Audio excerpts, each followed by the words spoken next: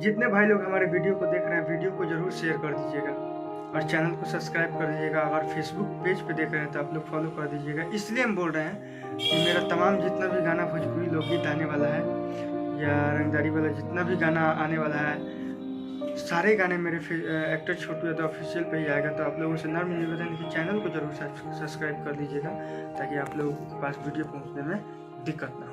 और हम कोशिश करेंगे कि जिसके पास ना पहुंचे हम खुद उन लोगों के पास पहुंच के अपना वीडियो सॉन्ग देंगे। चलिए, हर हर महादेव। नमस्कार, प्रणाम। हम भोजपुरी गायक एक्टर छोटू यादव आप सभी देशवासियों को विश्वकर्मा पूजा की ढेर सारी शुभकामनाएं हमारा तरफ से और हमारे पूरे परिवार और भाई हमारे टीम के तरफ से भी विश्वकर्मा पूजा की ढेर सारी शुभकामनाएं आपको भी।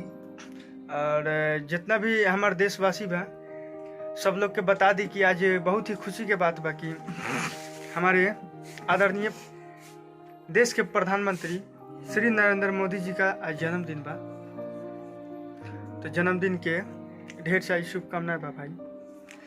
ऐसे में तो बहुत ही अच्छा प्रधानमंत्री बारन, हमारे पूरा देश में नाम रोशन कैले बारन, लेकिन हमारे भाई की तरफ से कुछ संदेश आवैता नरेंद्र मोदी जी के बारे में कुछ बोलिए। Happy birthday Narendra Modi ji. बहुत हमारा प्यारा भाई बा।